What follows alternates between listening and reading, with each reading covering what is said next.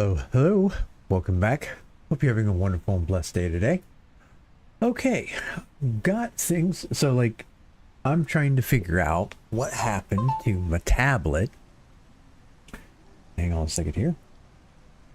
Because the tablet that I use for my Stream Deck died and it won't turn back on. So, give me just a second because I got to reload a couple things here on my. I'm trying to reload some stuff on my phone. But yep, so if I seem a little out of sorts, it's because I'm going to be toggling back and forth between the browser version of my Stream Deck and my PC. So yeah, I had a 7-inch Kindle Fire that was my wife's old Kindle. She got a new one. So I was like, okay, well, it's got a browser on it, so I can use Stream Deck's browser bot or StreamerBot's deck, and I can load it up in the Silk browser. Well, today I decided to open up another application, the YouTube app, because I was going to have it play some music in the background while I was doing some work. And I closed all that out, and now it won't turn on. It's been plugged in all day. It was, at 100% earlier. So I don't know what the heck happened to it. So, anyways. So if you see me reach this direction, it seems weird because normally I would reach right here to do things. That's not going to happen. And let's see here. Give me just a second.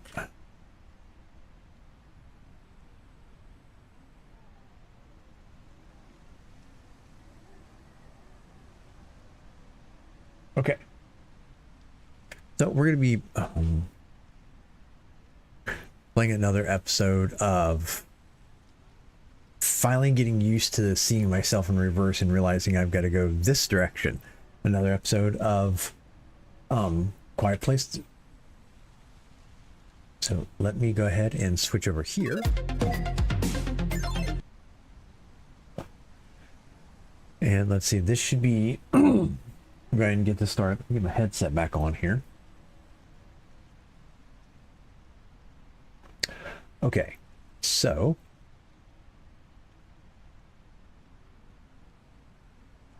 welcome to episode number 7 of A Quiet Place: The Road Ahead. All right.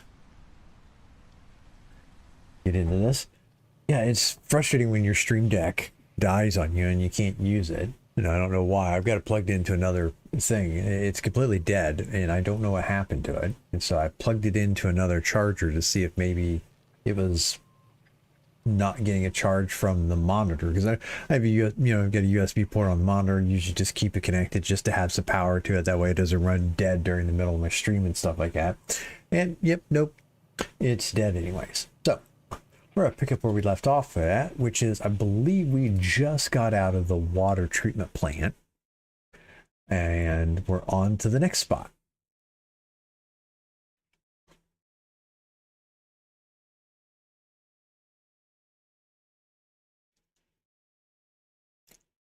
Okay, oh, continue. There we go.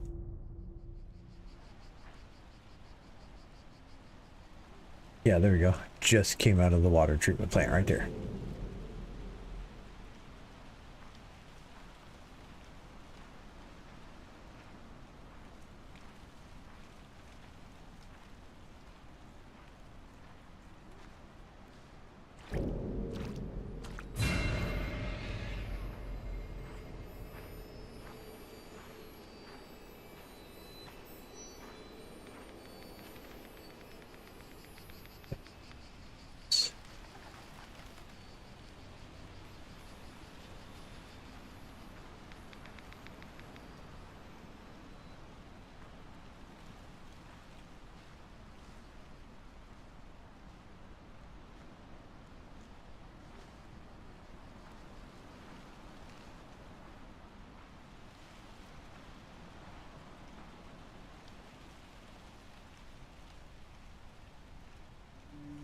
Honestly, I forgot that I started playing the game and I couldn't talk. Thank goodness I didn't get myself killed in the first few seconds there.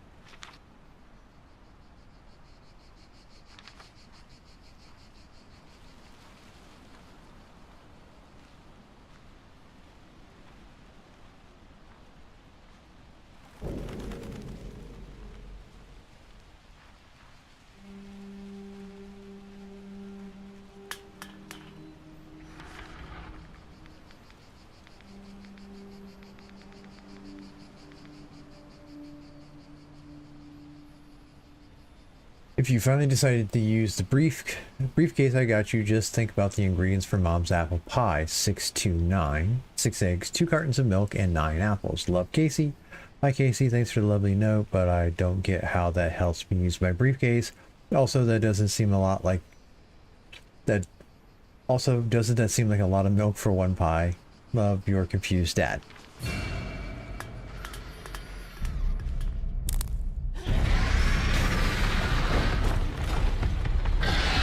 Are you kidding me? No! Okay. Well, depending upon where we respawn, we might be able to get the briefcase easier.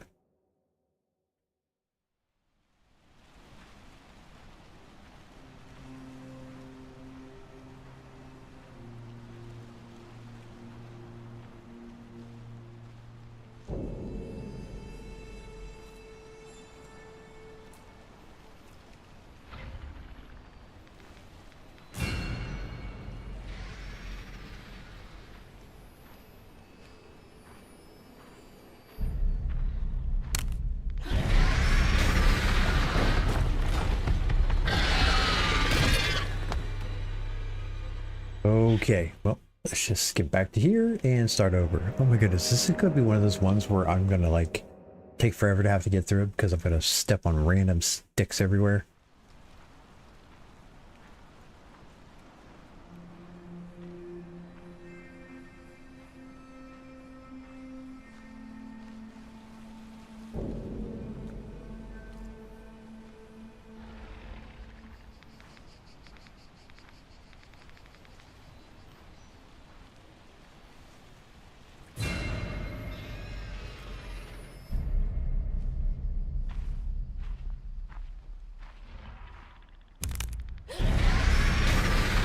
Oh my goodness, I just walked through here. There was nothing there.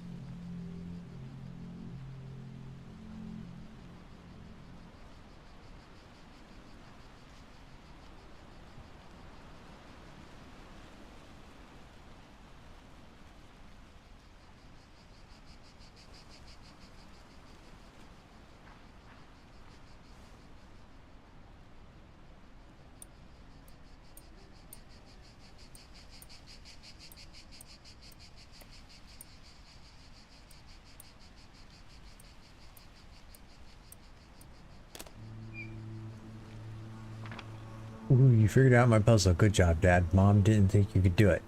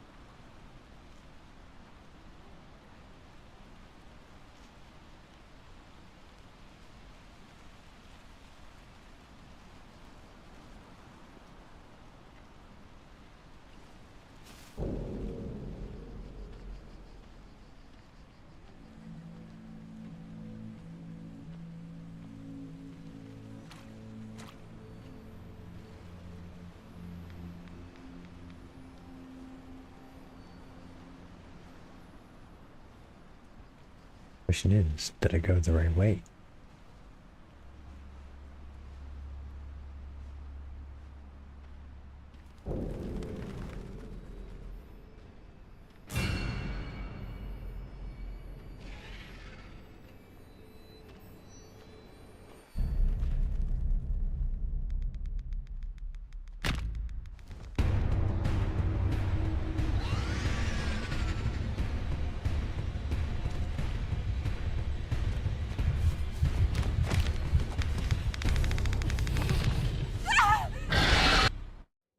Okay, I went the right way, but I'm not quite sure how that got triggered.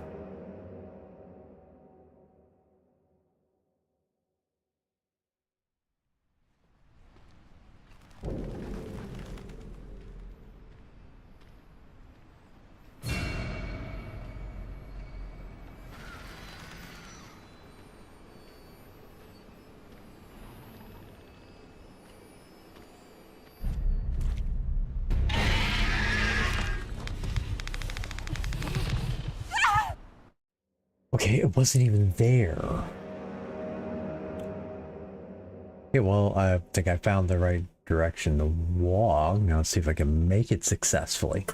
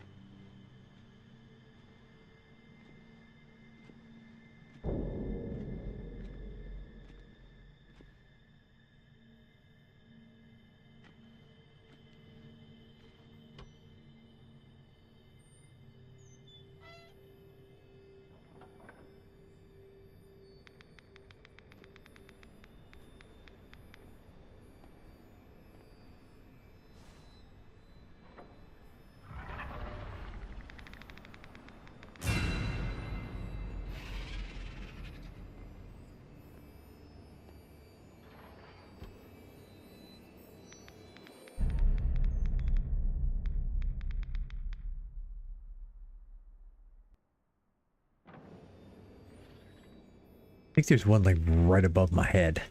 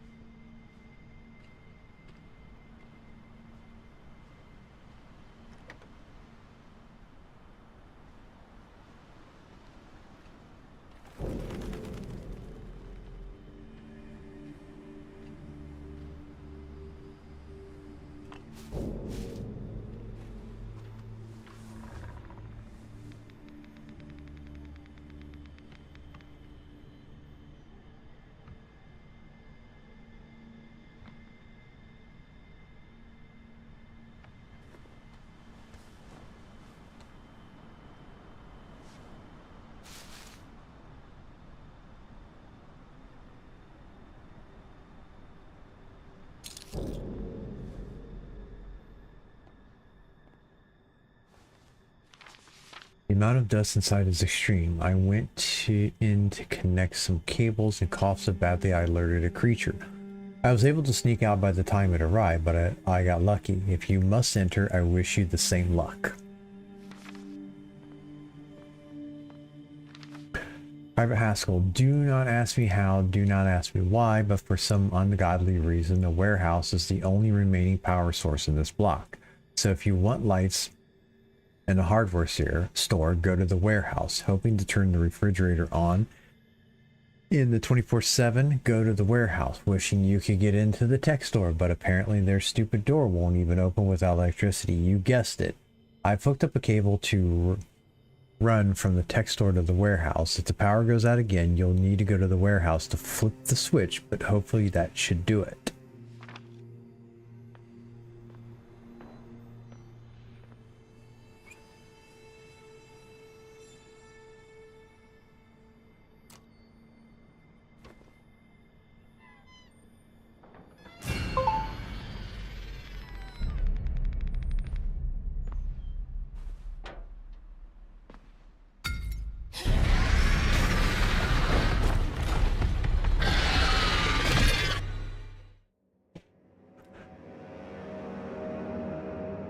You skadooshers.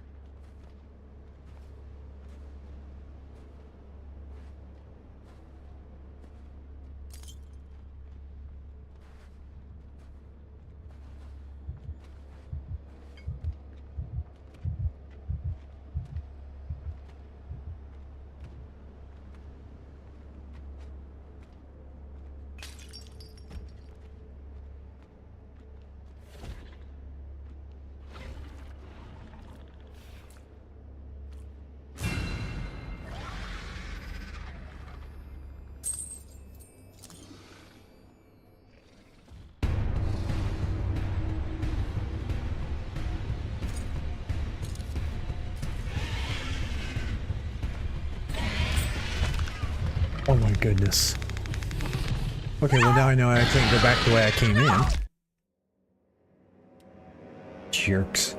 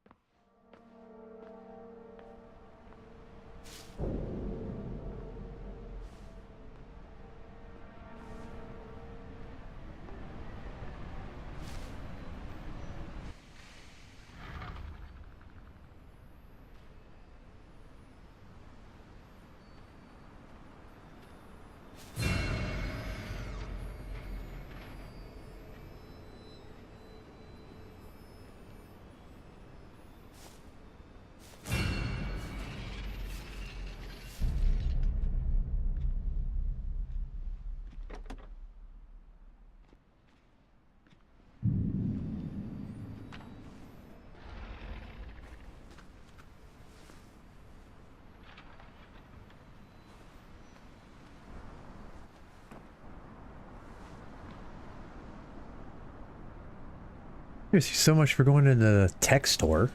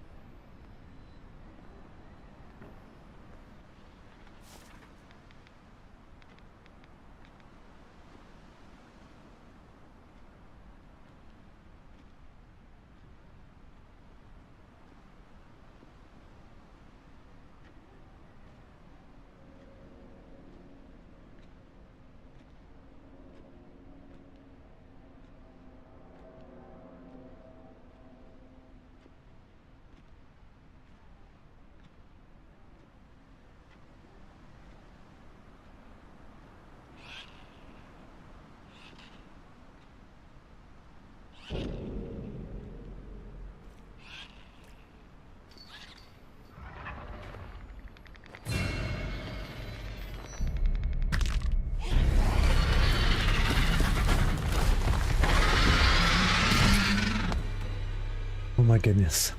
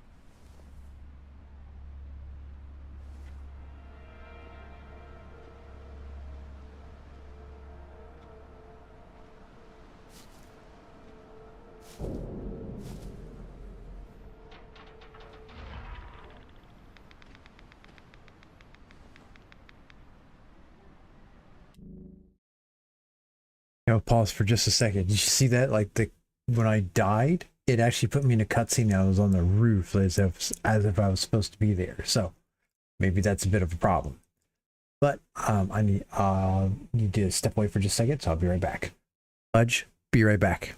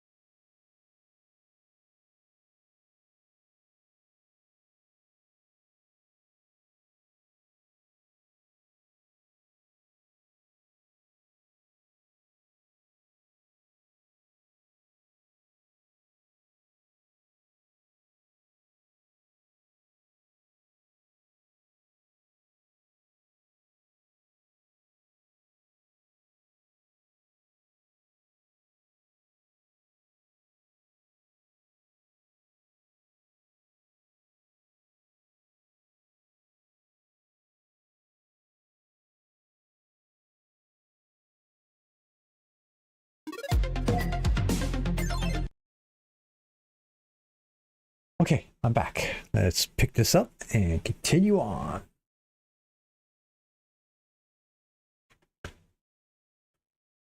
Okay, continue.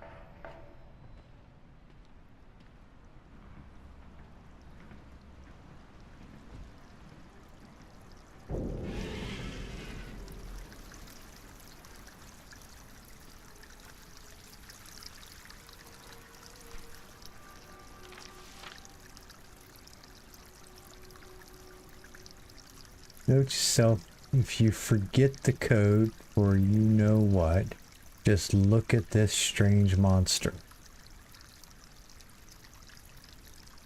Okay. Just in case.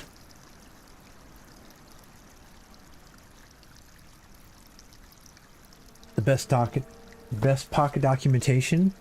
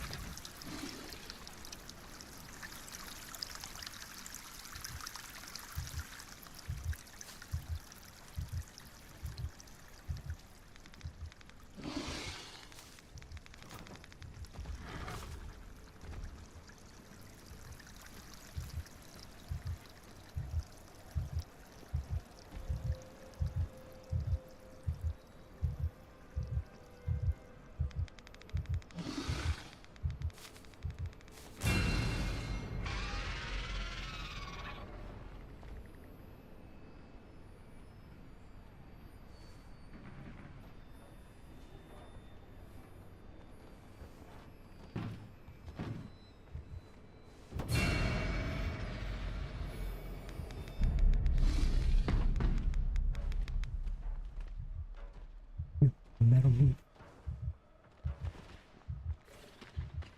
And I have my headset on mute still.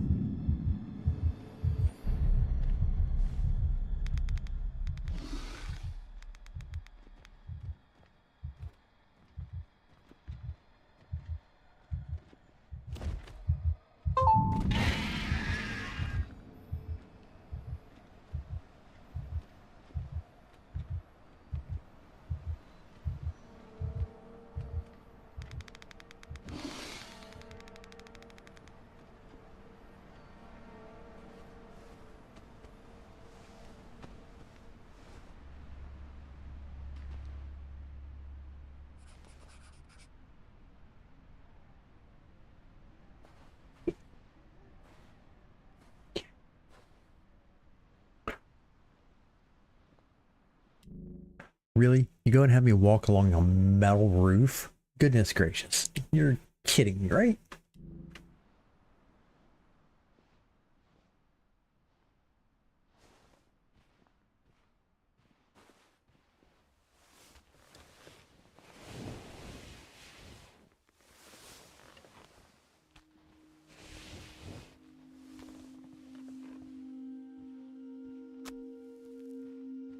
Okay, this should be safe in here.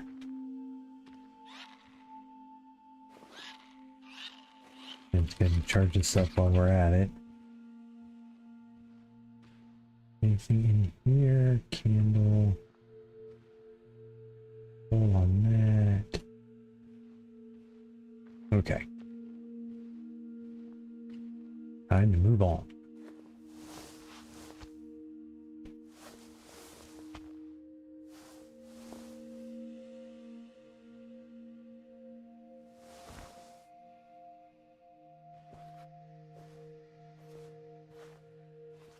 It was interesting to see the fact that they were using old mattresses to help deaden the sound of things.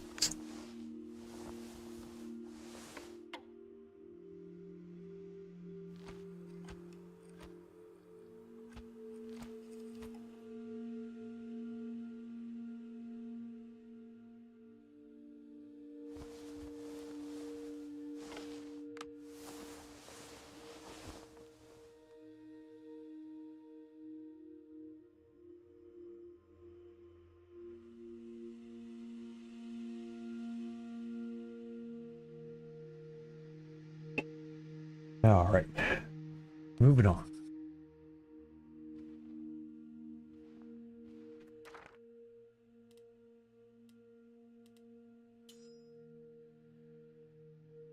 I miss playing so much. You know, they always ask me to play for them on the weekends. Mom and Dad, I mean.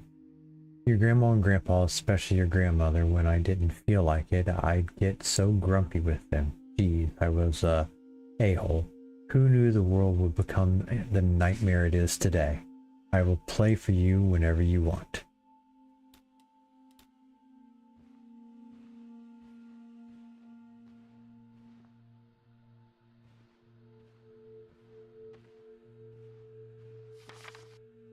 Why am I even thinking about this? It ticks me off. I built this place. I worked triple shifts for years until I could afford to pay a full staff. I learned how to make coffee so scalding hot even the widow Mrs. Markle would drink it. I am the beating heart of this diner, me. But still, I'm thinking about leaving this place behind and making for the harbor. I always swore that if I had my way, I'd die here over a plate of scrambles. So why not go down with the ship like a real captain? Who am I kidding? I know why. Zoe, here with her mom, June, when it happened, stooped over to a new comic. Like always, June didn't make it. My whole staff and every regular wiped out except for Zoe. She won't make it to the harbor alone. She don't stand a chance. But I can give her but I can't just leave this place, can I? I thought Zoe was just reading one of her comics for the 100th time, but then I realized she was making one herself. Only 12 and a freaking artist. I wish June could see it. Zoe said she was drawing her hero, barbarian chief or something, and God strike me down if it doesn't look just like me, the hero. I gotta do it. Gotta get Zoe to the harbor. If someone finds this, know that there were good times in this diner, lots of them. It was for the best. It was. Young people stumbled into my diner, and is so grateful for the food and supplies that they were willing to take Zoe down to the harbor. Everybody wins. Everybody. I hope Zoe can see that one day. I hope she'll get why I lied. She wouldn't have left if I didn't.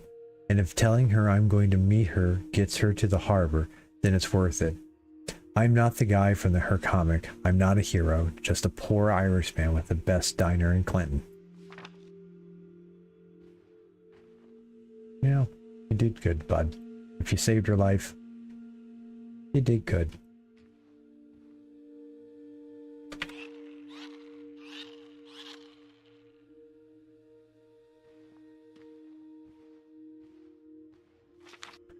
Just remember the door code is changed every week. The code will always be the current month plus the month of the current, the Monday of the current week.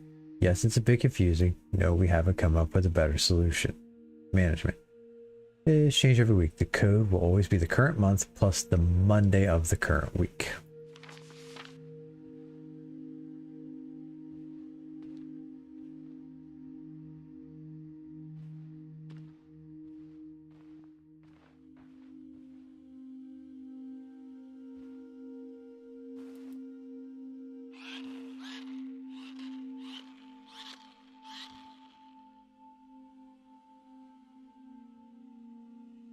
June 22nd, 622.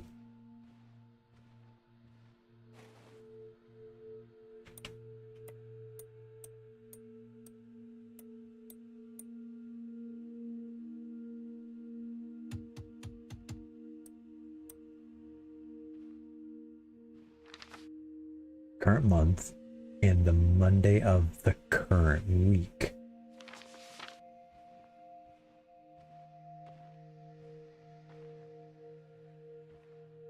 One five.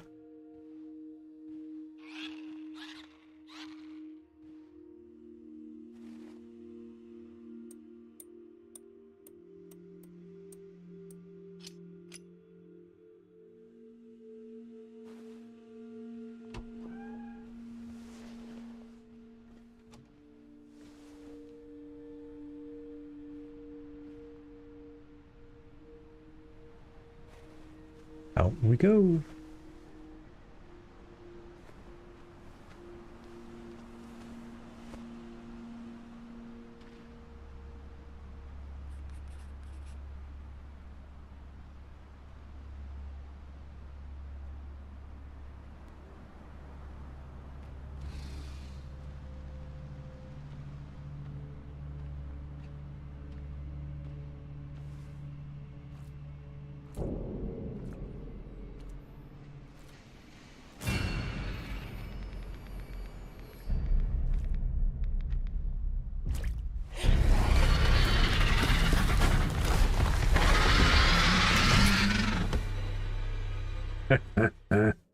All of that just to get right there.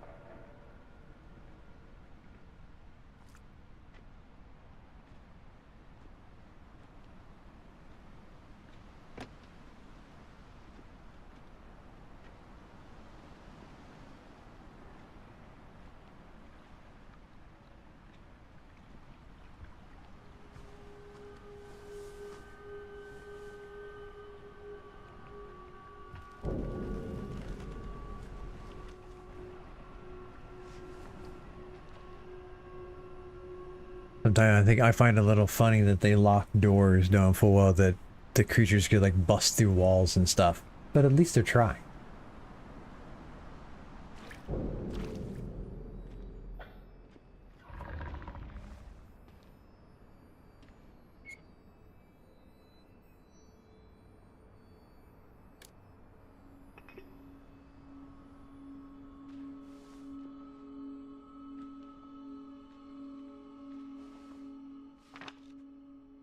A listener heard us. Annie and Lee didn't make it. I'm scared. I'm alone, but I'm here, waiting to see you soon.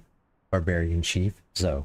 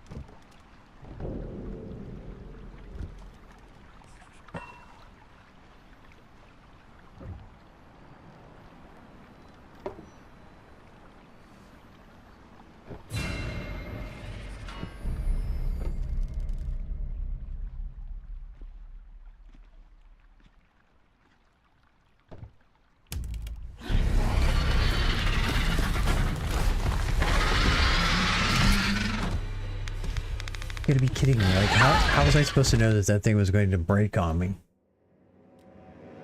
Oh my goodness.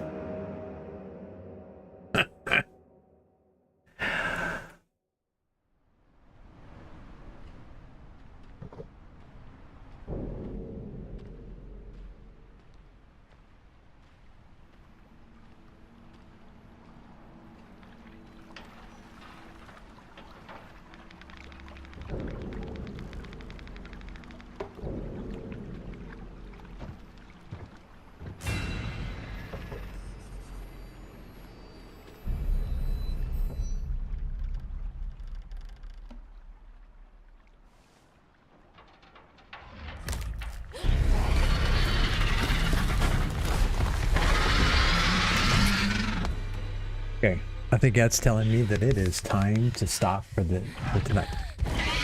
No! And finish off this. So that's gonna be the end of the episode there, but oh my goodness, really? Are you kidding me? Like, how crazy is the fact that I've got a walk over a plank once, it makes no sound. Walk over it again, it makes a sound. And then the second one, hello NG God Gimp, how are you doing tonight? It's hilarious that it works two completely separate ways. Oh, I'm doing good. As you can see, maybe not so good in the game right at the moment because I just died, but I'm doing fairly good. But yeah, that is a rather interesting thing. Let's try this one more time. Why not?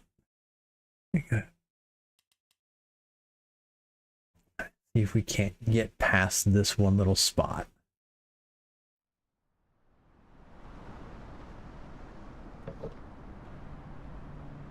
And I'm gonna apologize now.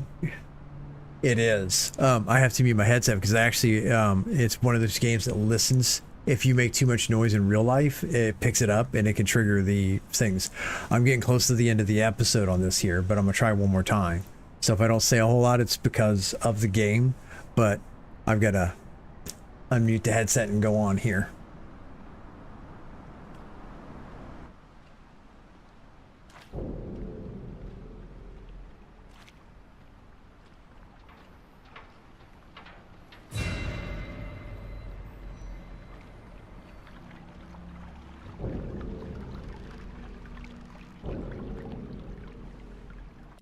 Yeah, it's a lot. There's a lot of things that can trigger stuff in the game and can trigger the enemies to come kill you. I mean, if you get a chance to play the game, I highly recommend it.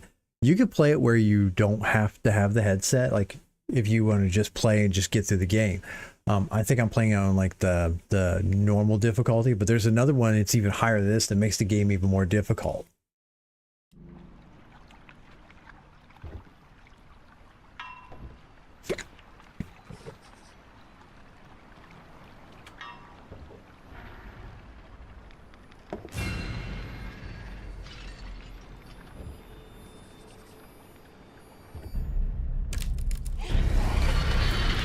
How long have I been playing this game? This will be the 7th episode, so for the past couple weeks now.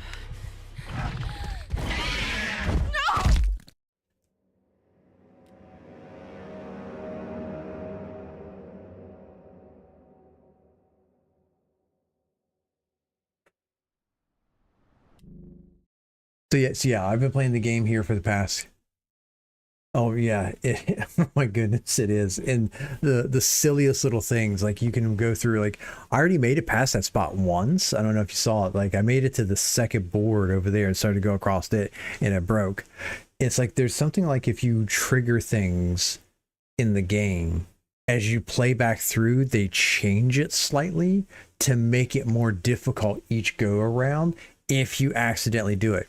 It's almost designed where if you do it perfect the first time, it's easiest to get through, but if not, then you got to go through and do some other crazy stuff. But yeah, I only play for about an hour from 8:30 to 9:30, so I'm getting close to it, to the end of my stream here.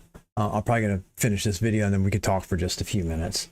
But yeah, the game has a lot of very interesting dynamics about the things that it can do. So let me finish this up. We could talk for just a couple minutes if you want. But now let me finish off this this video recording and then I'll finish up the stream with you. Let's see here. So thanks for joining me today. Put a comment on this video, press the like or dislike button. Please follow me for more content. You can join my Discord server, my links on my Twitch and YouTube channels. Let me know your feedback and suggestions.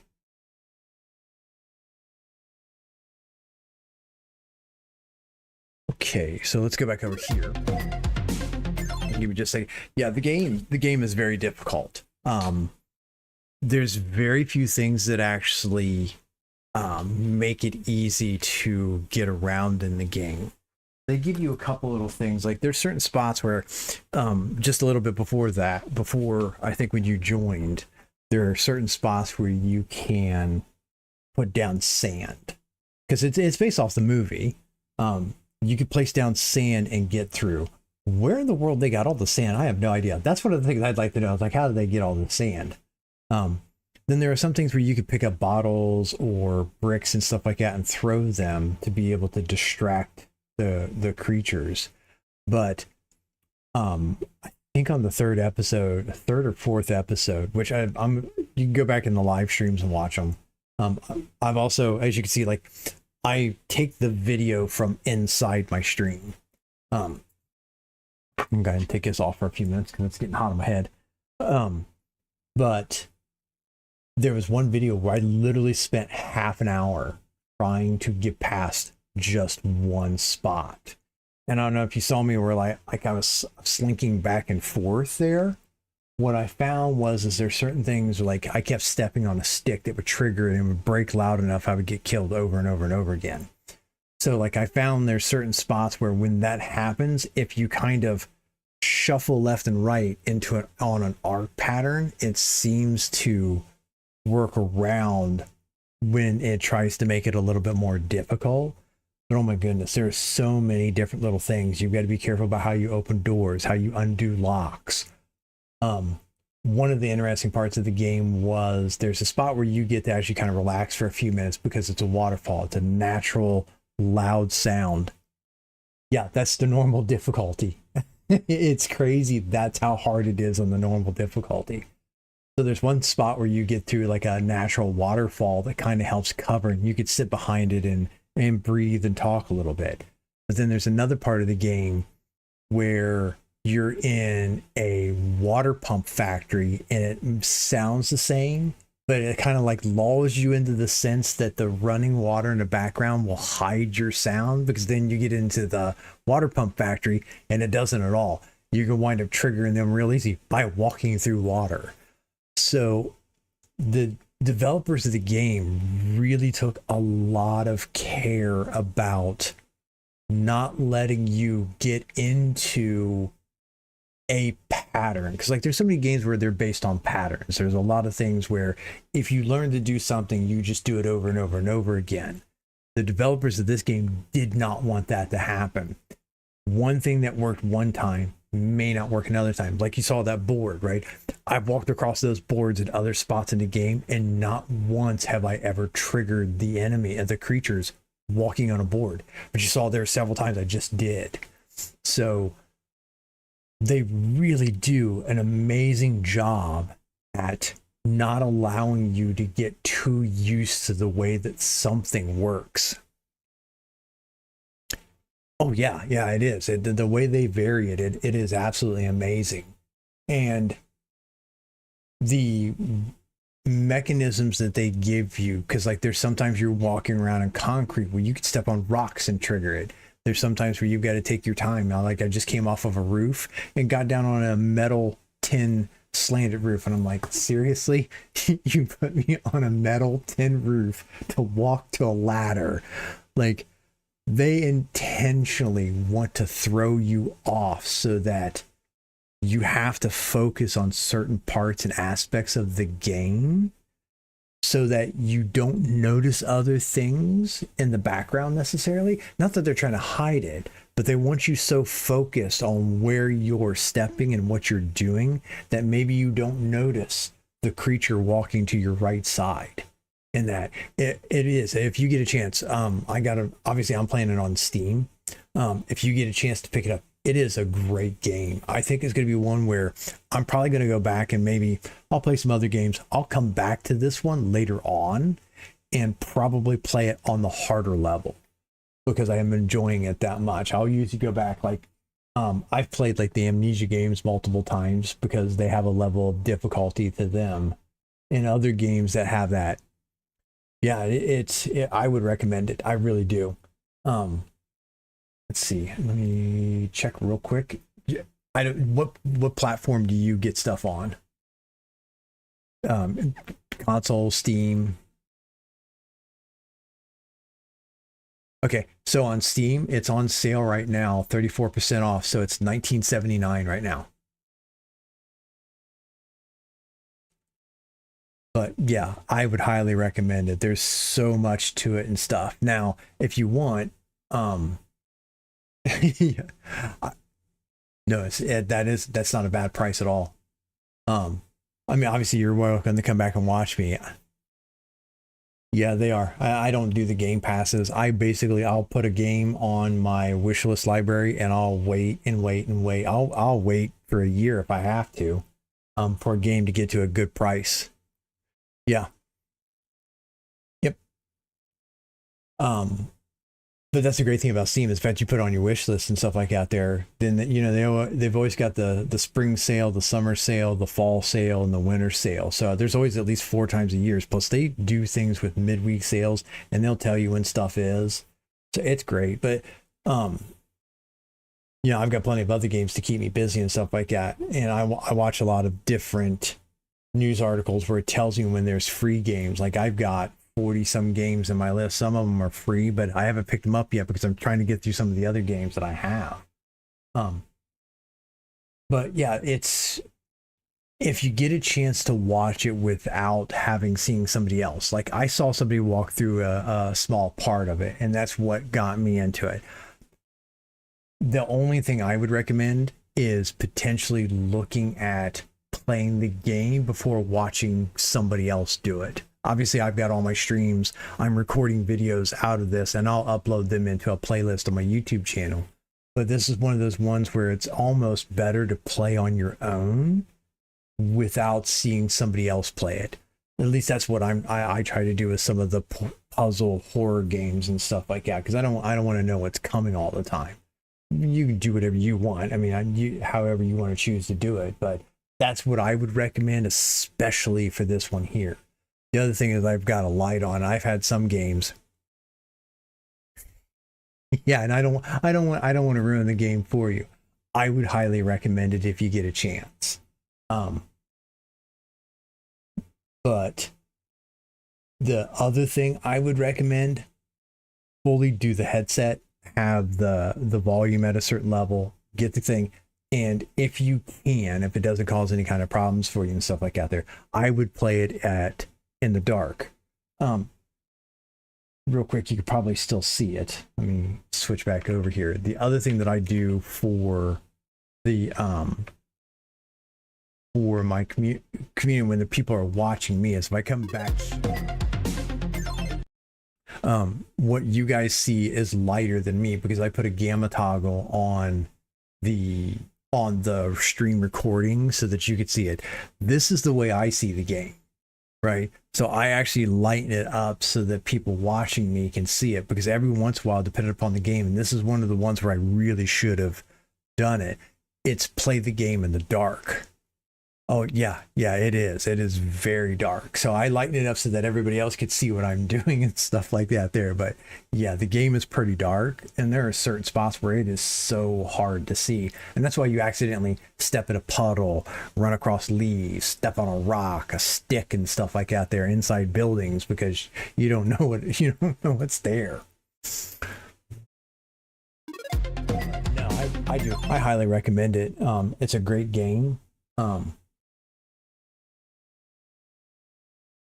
Yeah. Yep. Another one, or I play 7 Days to Die. When 7 Days to Die, if that's part, there's a couple other games. What was it? There's another game that my wife and my son, we played together. It's called Green Hell. There's a certain spot in Green Hell when you get to that dusk/nighttime that it gets super, super dark until the moon gets up to a certain point, and then you kind of have that light glow haze at night. So yeah, the darkness of that game really gets to a point where if you don't have a torch or something like that there, it's hard to see. But no, I highly recommend the game and stuff.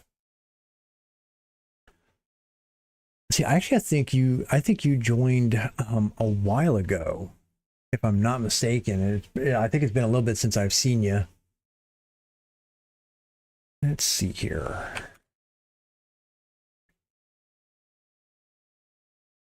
Yeah, blood. Okay. Were you getting? If I'm trying to remember, were you getting into, like, I think you were like going into school? Was it going to school or something like that there? That you didn't have as much time in that? I apologize. There's been a couple of people I've talked to. But I've yeah, how's school going for you?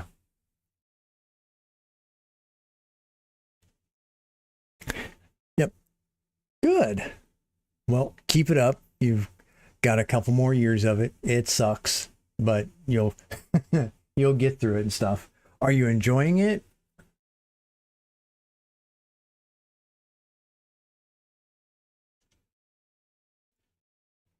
Good. what are you looking to do after high school? Do you have any kind of plans? Ah, okay. What sports do you play?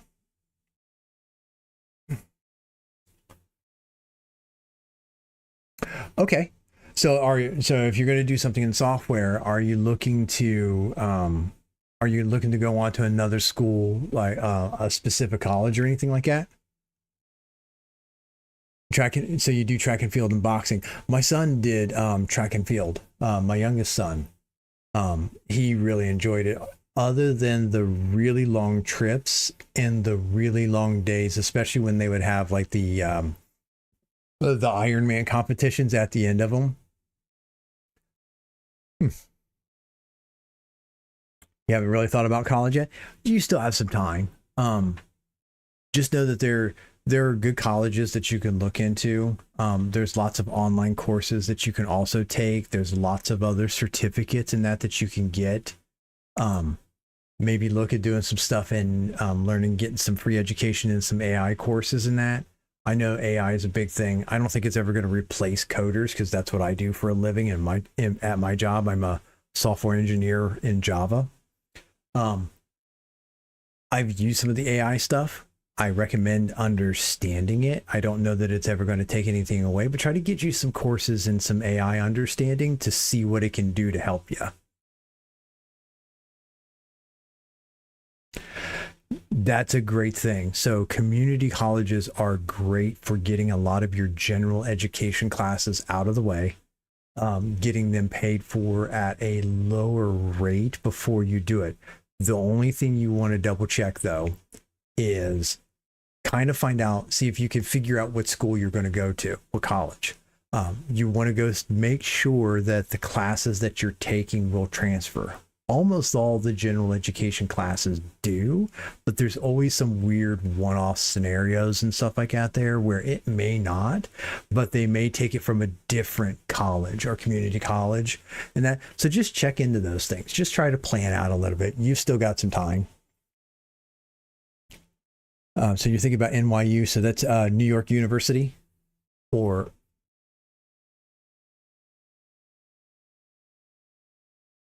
just to make sure that I'm understanding what NYU is. Yep. Okay. So yeah, there's probably lots of little community college, but yeah, just double check to make sure that your classes transfer and stuff. One of our daughters, she took a bunch of classes. She went to a local school and did a lot of her community classes there, and then was able to get most of her stuff. There was a couple of them where they kind of questioned it, but once she was able to prove, she got like A's in the class, they went ahead and accepted it and applied her credit. But they were like, well, we don't normally accept this credit from this school. Something else, given the fact that you're 16, so you're freshman, sophomore, freshman, sophomore year, something else you can look into is post-secondary school or college credit plus. I don't know if that's in your area to take a look at. You might be able to go and finish out your junior, senior year at college. Yeah, sophomore. So you might be able to go to a college credit plus and do your regular high school classes plus some at a college and actually get college credit for it. Both our daughters went to a school like that for their junior and senior year, and they were able to graduate high school with their associate's degree and got both their diploma and associate's degree by the time they graduated. So that's another option. Yeah, good. Good. That'll be a good way to get some things knocked off your plate and make it a little bit easier for you and stuff. But yeah, look into some of the AI things and that there. I don't know that AI will ever replace coding with the amount of bad code that's out there on the internet. You're currently in an engineering pathway for your school. Okay, good. But yeah, look into some of that. I don't think that AI will ever really replace coding, but I do find that there are some things it can really help with. One trick, make sure you're very careful when you ask AI to help you do something about telling it to help you search for things or figure out a way to like look through data. AI is very, very bad at writing recursive functions. It's just not real good, and it's usually not something that's too easy to. It's very easy to fix. I learned that the hard way. You have to say, "Give me a." There are some things that are just better for Google searches, or regular just search terms. So a recursive function is a function that calls itself to do work until it meets a condition and can exit. So it's like, think if you're going to add, think about like the way a loop would work for adding numbers. You're going to add numbers consecutively, and each iteration it's going to do it.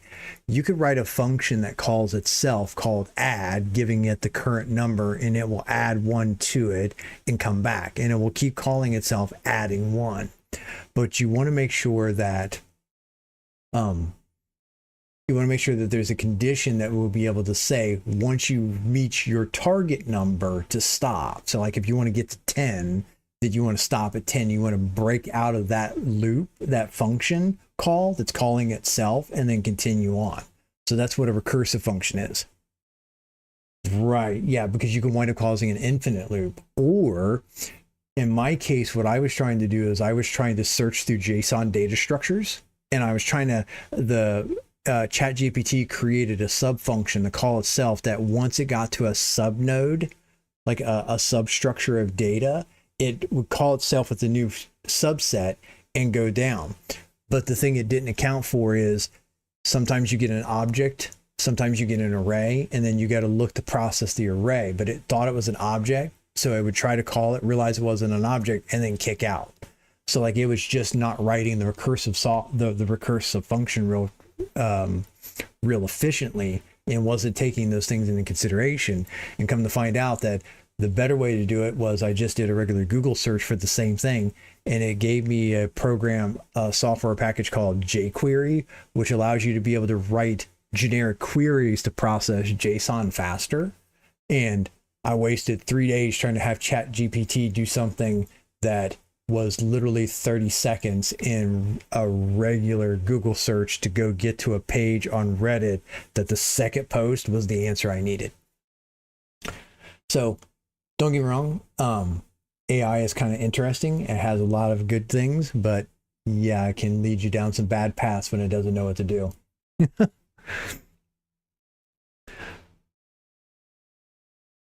So, all right, let's see here. Trying to think, but yeah. Do you take any kind of current classes right now, like any other programming languages that you're working on?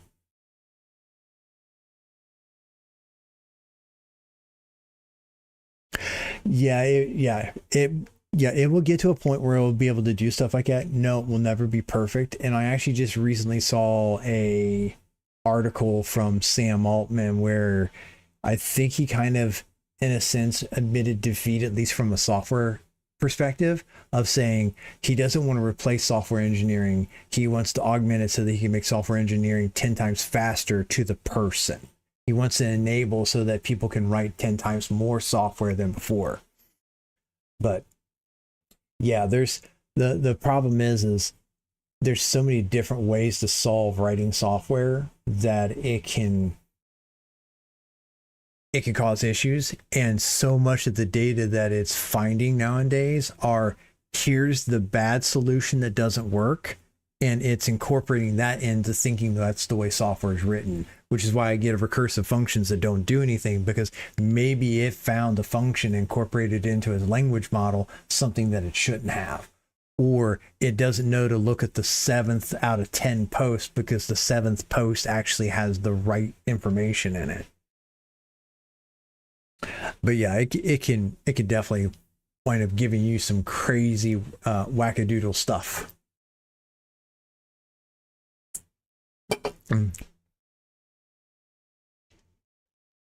So your school offers the basics in coding. Really doesn't it really doesn't seem interesting to you at the time. Just take it. You have no free time in your scheduling because of trying to fit all my normal classes. I could do things that I want to do your senior. Okay, well, no. So yeah, don't get yourself too overwhelmed. Try to see if you can finish out school first. See if you can maybe get your associate's degree, maybe get some of those overlapping things, because once you get that part, it opens things up. You can maybe take a little bit of a time. I don't know what your home life is like or anything like that, but if you've got a little bit of time between high school and college, you can maybe take a little bit of maybe like a 6-month break, delve into some of this stuff, really get you some good classes. Udemy has a lot of good things online. There's another, yeah, it would be a good idea for you to learn it yourself, for the coding. Udemy has a lot of good stuff online. Google has a lot of good classes for it. There's a lot of self-taught things where you just got to go in and find the thing that you want to do.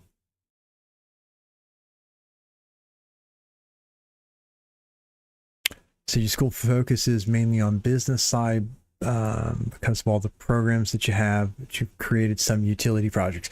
That's what I did. Crazy enough, when I took 4 years of drafting in high school. I had the skill to be able to do, like, I'm talking about like physical hand drafting, and CAD drafting on a computer. But we had all of this dimensions, like depending upon the paper, there were certain measurements you had to take to find the exact center of the paper.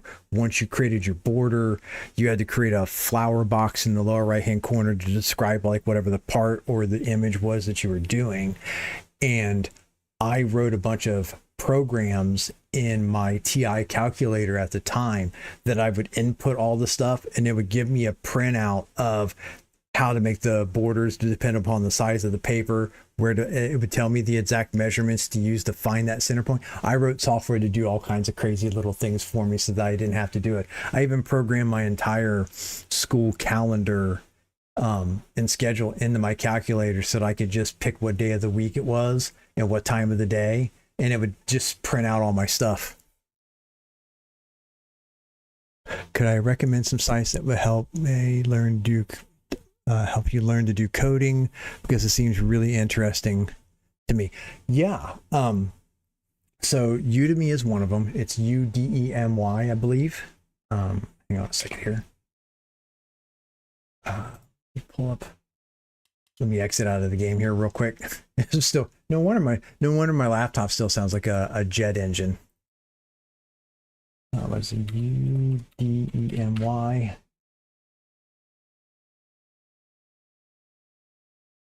Yep.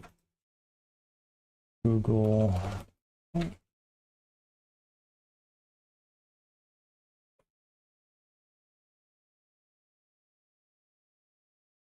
And then what was it, the other one? TLDR. Too long to read.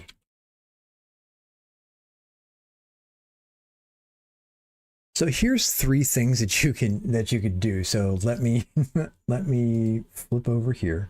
Let me go to my display capture. And let me pull these up for you here real quick. Give me just a second. I gotta remember which one of these buttons. What is it? Is it 7? No, it's 8, I think. Nope. Wrong one.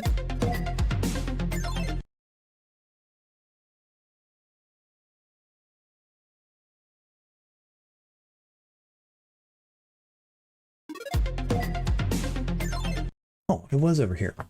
Derp. I was looking at the screen. So here's one. It's Udemy, courses on demand. This has, there's a lot of courses out here that you can go.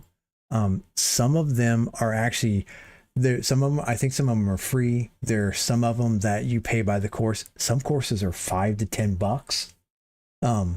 So they don't really cost a whole lot. There are Google courses that you can take. You can get some career certificates and stuff. And then there's this other site here. It's called tldr.tech.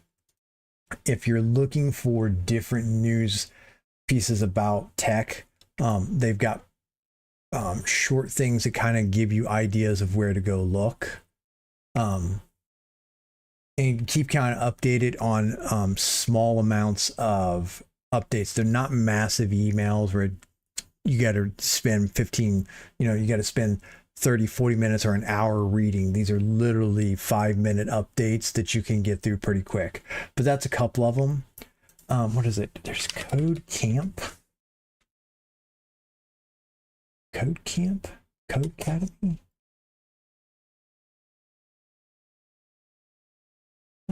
This seems like this would be a nice. Let me take a look at this one here real quick. Upgrade your career skills.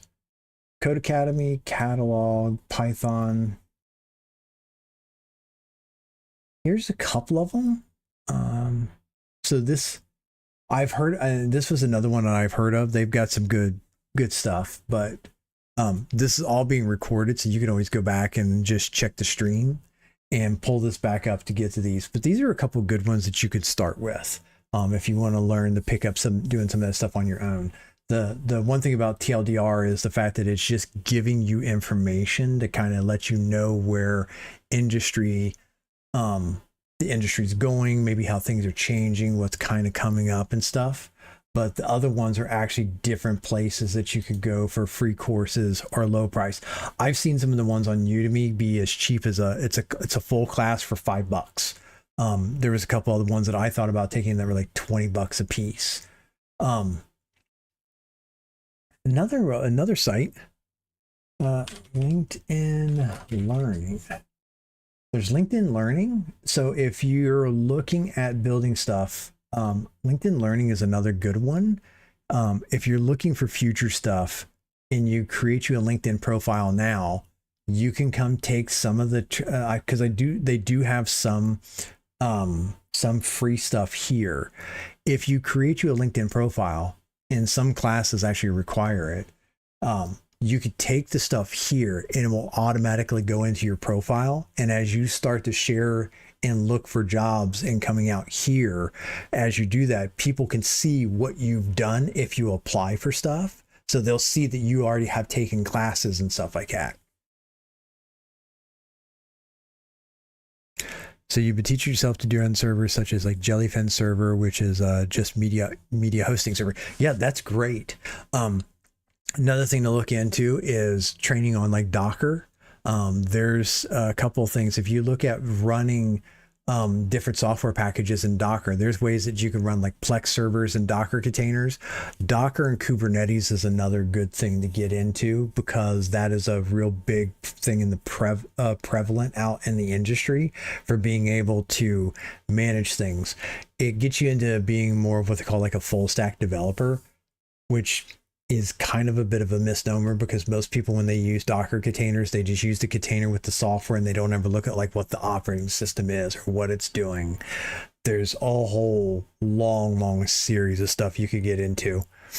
Yeah, Docker seems really hard to me for now. I've tried to set up a Plex server, but it costs money to run on your phones. So I did a Jellyfin. Right, and that's the thing. The great thing about some open source stuff is the fact that you can get a lot of stuff. There are some things that are paid. There are some things that are completely free. But yeah, I've seen stuff that Jellyfin is very similar to Plex. But yeah, it's a great open source alternative.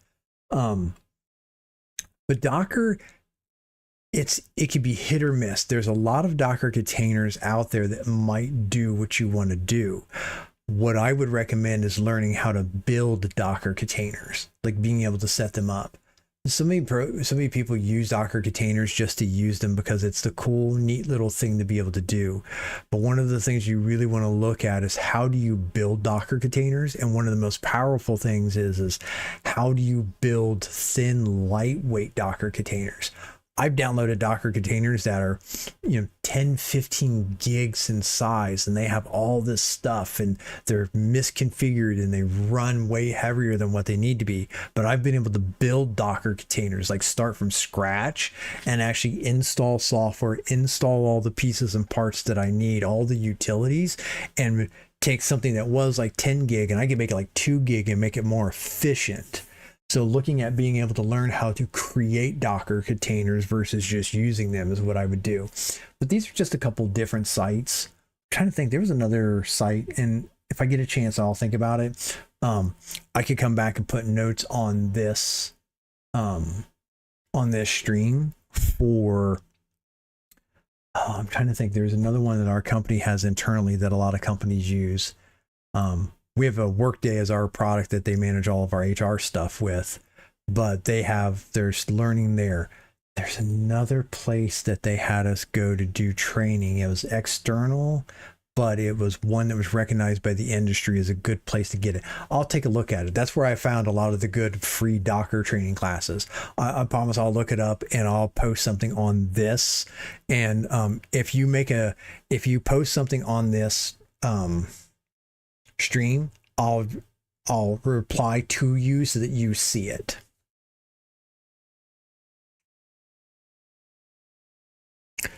So okay, yeah, I can send it to you in Discord too. You still don't understand what Docker containers are, and getting a job soon, so I'll be trying to learn how to set up Plex servers on Linux machines and server hosting for game services. Okay, so think about it this here. So like the solution that you're talking about, running Plex. So you download the Plex software on a Linux server and be able to install it and host it. Plex is going to use a certain set of libraries and things from the Linux operating system to do that. But if you're running a Linux server, there may be a whole bunch of other stuff that gets installed. So let's just say you download a LAMP server, a Linux Apache server, where you've got Apache and some other tools in that there. Maybe a database or something like that there comes on it. Well, you don't need those. So what you can do with a Docker container is you could say, well, I want to start with like Alpine Linux, which is a really lightweight. It has a terminal. It has the kernel of the operating system, so the kernel for Linux to run on. It's got some basic utilities, and then let's say Plex you need to have because it's a file hosting service. Let's just say you need to have what's Plex going to be based on? Let's just say it's based on what's one of the web server technologies? Not Tomcat. Ajax or one of the newer ones. What you could do is you could install just the web hosting technology or software packages that Plex needs. That way, instead of you having a 3 or a 4 gig server with an operating system, you may now have like a 500 meg operating system with just Plex, and then you start that container and it runs in the background. And it's just that thin, lightweight piece. You get that container, and then you can run that container on other servers. You could set it up and pre-build and configure everything, and then you take and basically save that entire configuration, and you tag it, and then I can then download your Docker container and use it. So you can preset this stuff up and then tag it and allow other people to be able to get it so that they don't have to go through the configuration setup. So that's a lot of what you can do with Docker containers. So it's really interesting, and it's probably far more than what I can sit here and just try to explain in a few minutes, but that's where you want to start to look up how to build Docker containers yourself, how to create Docker containers versus just using them. And you'll start to see where you can build thinner, lighter weight pieces and how that ties into something bigger. But if you want to learn how to do programming, if you're going to write software like Node, that was the one I was thinking of, Node.js and Angular apps. For like web front ends, you can install just a Node.js server on top of a Docker container and run that as a really thin, lightweight versus you having a full Linux server and all that. You can even do some of the development, and what that allows you to do, you can even do that on a regular Linux machine. You have to go into that and figure it out because it won't have the money to buy a nice machine. So when you learn how to do that, yes. Here's another thing you can do. If you need an environment, if you sign up an Amazon account and look at AWS, there's ways that you can utilize some of the AWS stuff. If you create an AWS account, you can create what they call their, they've got their micro tier processing that for the first year is completely free. As long as you don't go over a certain limitation, and it will keep you at a lower resource usage, but it is something that you could get that would be completely free. Another thing would be is maybe getting some older hardware from somebody, going over to like a Goodwill store or something like that, and seeing if you could get like an old laptop. Get you an old laptop and install Linux on it. I've got a couple of laptops that I've done that with, where I've been able to set up like a file server. I installed Linux on it, just created like a Samba file, run Samba on it for Windows clients to be able to host a file server, and created like a little network share, just run off of an old server. You want to run stuff locally and not really depend on a mega corporation. And they have my personal files and stuff. That I don't blame you. Another thing to look at would be Raspberry Pi machines. You can get like a Raspberry Pi and order one, and they're like $30-40. I bought like a kit that came with a keyboard, a mouse. I think I paid $80 for mine. If you've got the money for the whole kit, it came with the case for it, a keyboard, a mouse, and all that stuff. But a regular Raspberry Pi is like, if you don't need the case, which you don't have to run it in a case, you could just set it on your desk and run it and connect it to a monitor. They're like $35. They're pretty cheap, and you can run Docker containers and stuff like that on there.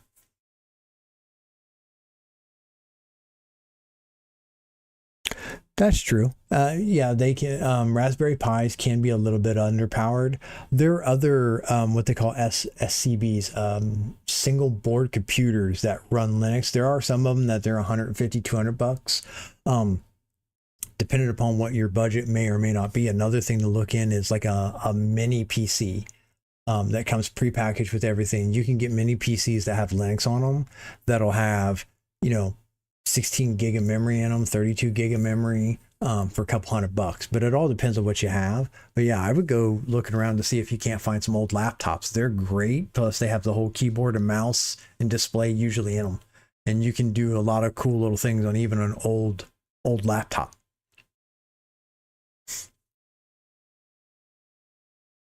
But yep, here are the different sites.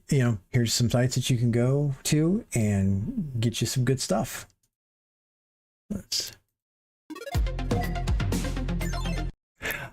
Yeah, you can get some good stuff.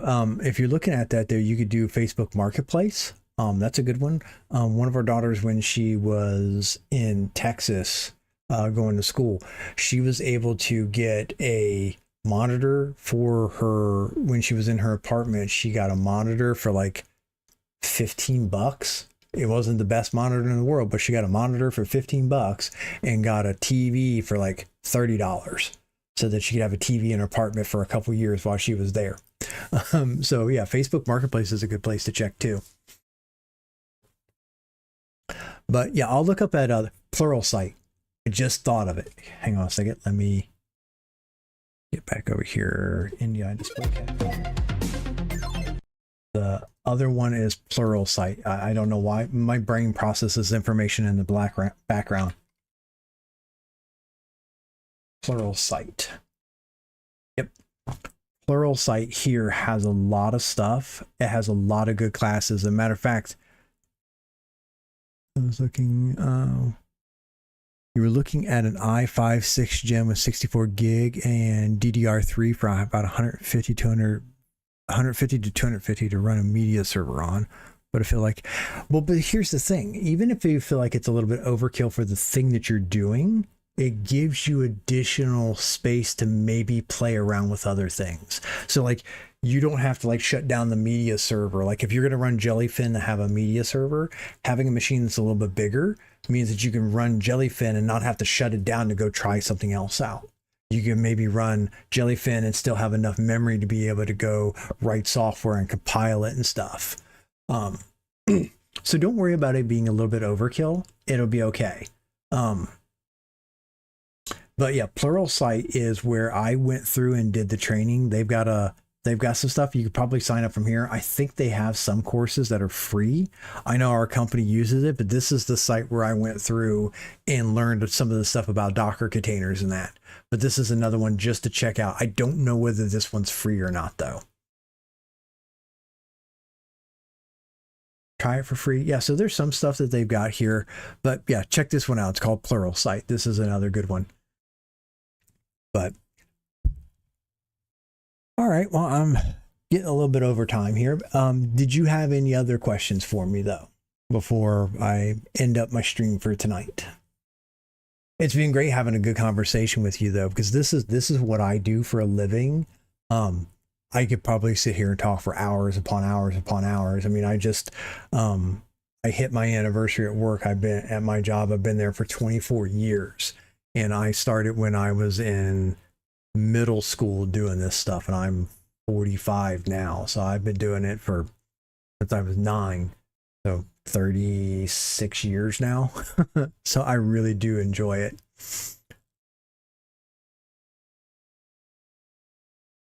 You don't mind paying for it if it'll help me out in the long run? Yeah. Yeah, I would definitely do it. The i5 6th gen with 64 gigs of memory, for 150, 200 bucks, I definitely think it would be one thing that you'll be able to do far more with it than just the one thing. You'll be able to play around with some stuff, get some software downloaded on it, whether it's Windows or Linux. I mean, if you don't mind doing Linux and stuff like that, I highly recommend Linux. Dependent with being an i5 6th gen, you probably want to use one of the Linux distributions that's going to wind up having like an XFCE for the really lightweight desktop environment, but you'll be able to do quite a lot with that kind of machine. But yeah, get you one that is maybe a little bit overkill. Oh, sure. Yeah, no problem, man. You can ask at any point in time. I do the streaming every Tuesday and Thursday from 8:30 to 9:30. Feel free to jump in. I may not answer if you're asking some of the stuff. I may not answer it in the middle of playing a game, but I might at the end take extra time, I guess, here to talk to you. I have no problem with that. If I can help point you in a good direction, I'll do the best that I can. And if I don't know something, I'll let you know. And if I can try to look it up to get you some information, I'll do the best that I can. I don't have any other questions. I was thinking of something I can't remote into through the web. So the one thing is you can install, let's see, you're on Twitch. Do you have, if you've got a Google account, there are lots of different ways to be able to remote into a Linux machine through SSH. Google has a remote desktop software that works in both Windows and Linux. You can remote into a Linux machine from Windows using Google's remote desktop. Most of them have like a VNC server that you can use. VNCs for being able to do desktop sharing. Honestly, remote desktop through Google is one of the best ones. Another new one that I have not tried yet, but I've heard is extremely good. It's called RustDesk. It's an open source thing that's based off the Rust programming language, but RustDesk allows you to be able to remote access. The one thing I like about Google is once you set it up, you can go into, and here I can show you. I've got this. This is the streaming server right here. Is no matter where I am, whether I'm using my phone, whether I'm on my laptop here, or whether I'm on, just like another monitor on my Linux machine, just a browser. Yes. Yeah, that's what this, so this one, Chrome Remote Desktop, this is the streaming PC that I use. So like I have a laptop for gaming, and this is the server that I actually run all the streaming software on. So like I can log on to this from anywhere. as long as this thing has an internet connection and is booted up, I can log on. And if I've got two monitors, I can open this up as a second. I could put this as just a browser tab. I can open it up over here on another window, and access everything. Now this is a Windows machine because it runs OBS for me, and OBS is a little bit easier with some of the stuff that I've got set up. But yeah. Oh, so you stream on that PC and have a capture card to copy? Actually, no, I don't use the capture card at all. I use what they call NDI, which is Network Display Interface. Network Display, yeah, I think it's Network Display Interface. So I have OBS running on my gaming PC, which is here. And then here on the display capture, I actually have a filter that I set up for NDI. It's software that you can install. And what it does is it actually captures the output of my display capture or my game capture and sends it over to my streaming PC, and I capture it there and actually display it. Yeah. Yeah, it's called NDI, but that's how I do that. So you don't have to buy a capture card, and the NDI plugin in the software is completely free. Because I make no money doing this here, I use free software too. Because I do it because I enjoy it, and I have fun playing games and getting frustrated, and people, talking to me and laughing along with me or laughing at me. It doesn't really matter as long as you're entertained. It does. So does it take extra resources to run? It does a little bit, but like here would be the example. So if I look at what I've got here, let me get this over here. Hang on a second. Here. So if I look at what I'm using right here, nope, come back here, OBS. So best if I just sort it by name. Right now, OBS running on my gaming PC is using, on average, 0.6, and it's only using 360 megs. It does a little bit more on network resources, but I'm hardwired in on a network card that has it's a 1.5 gigabit network card. So it's almost no overhead to run OBS and capture just those things. If I'm doing a game capture, the only data it's sending is the game capture, because my microphone here is all connected to my streaming PC. So there's another Windows PC over here that I bought from Newegg for like $1,000. I added some more memory to it. I bought a pre-built PC. For like $1,000. I upgraded the memory, I upgraded the CPU, and I bought an Intel Arc card. And I bought the streaming PC like 2 years ago when I started this, and I've slowly upgraded it. Bought an Intel Arc A750 card, and that's what does all my streaming and coding.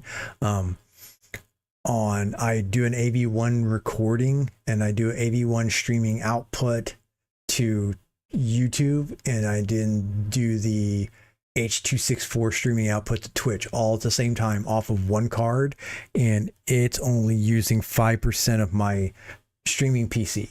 So the NDI setup that I have does a lot, and I'm using StreamerBot to help control things in both places. So yeah, maybe at some other point in time I can go over that, but yeah, that's how I run all this stuff. But yeah, and it's everything I do, all the software I use is completely free. StreamerBot's free. The NDI software is free. OBS is free. The plugins that I've got for most of this stuff is free. The only thing I did do is I think I paid $40 for the streamer package from Owned Pro for Harris Heller's Alpha Gaming package. That's what does all the transitions and stuff like that there. So as I'm switching between, close this out. So as I switch between seeing the sound that you hear and that transition and all that there, that came from his package. I bought it when it was half off for $40. That's like, other than the, a couple of the microphone. I got this microphone for, I think I got on sale for like $40. I got a $10 USB speaker over there so that when I'm playing music and my stream starting, I can hear the music so that I know what it's doing. I play music through my YouTube account. I was using Spotify, but there is a streamer bot integration to YouTube Music, so now I play stuff through YouTube Music, completely free. So it'll play ads, and I've got to mute it once in a while so that the ad doesn't come across and I don't get dinged by YouTube for the copyrighted information for ads. But that's completely free for me, so I get free stuff from that. Harris Heller has a whole bunch of stuff for streaming music that's free, so I try to do as much of the free stuff as I can. But yeah, NDI is a great little tool to be able to do it. It's not too hard to set up. If you're looking for anything like that, there's a YouTuber called Nutty, Nutty. He does a lot. He has a lot of streamer stuff set up, and has a lot of like training classes on how to do that if you're ever interested in understanding any of that stuff. Plus, there's plenty of other people out on YouTube that show stuff, but Nutty's really good about it because his whole thing is he wants to teach people how to use the software to get better at it. So, but yep, any other time, I'm going to go ahead and wrap it up here. But yeah, any other time, just watch me on the next live stream, ask questions there. You can send me stuff in the chat and we'll go from there. But I'm going to go ahead and go to my end stream. And try to get this wrapped up. That'll be a 1 minute countdown. So I'll try to finish off my thoughts about the game and that, but I've enjoyed. Yeah. 10:30. I usually don't go to bed until real late, but you know, I don't want to keep you up too late. I know you've got probably a lot of other stuff you've got to do. I got to get up early in the morning, but I've never slept real well. My brain doesn't shut down until 1 or 2 in the morning. So, but I've enjoyed the conversation. I appreciate all the questions. I appreciate what your thoughts and stuff. And, I'm hoping to be, hope I gave you some good stuff and you'll be able to do something with it. But stop by anytime on Tuesday or Thursday. Any other stuff, feel free to at me in any one of the videos. You can send me messages on Discord or asking me questions and stuff like that there, and I'll try to get you some information. So, but I'm going to go ahead and trigger the end stream. But yep, thanks for stopping by. Oh, yep. And my alarm just says I should stop for the evening, because if not, I'll like today I was working and I started at like 2:30 because I finally had some free time and I was working. Next thing I know, it was a little after 5 o'clock, and I normally stop at 4 because I just got so involved in stuff. So I have alarms to tell me that says, hey, buddy, don't forget you got to stop for the night, because if not, I'll be sitting here until 1 in the morning doing something. But thanks for stopping by though. So I'm going to go ahead and hit this up, and you try to have a good evening, and I appreciate you coming by. All right. Well, that was a good stream. That was, I appreciate GodGamp stopping by, asking a lot of questions. I really do enjoy that. So I appreciate you stopping by. I really am enjoying the game. I'm hoping there's going to be a little bit more after I get to the harbor and get to this here. But if not, I really look forward to coming back and playing the game again. Maybe even on the harder setting, maybe even on the easier setting, because maybe there's some other stuff that I'd like to look around and see what's in the game, where maybe I don't have to worry about the enemies as much, the creatures and that there. But who knows? We'll see how it goes from there. But I'm thoroughly enjoying the game. I hope they come out with a couple more games in that, but we'll see what they do. And whatever it is, whatever it is. But that's the end of the stream today. Let me know your thoughts and feedback. And as always, so long for now.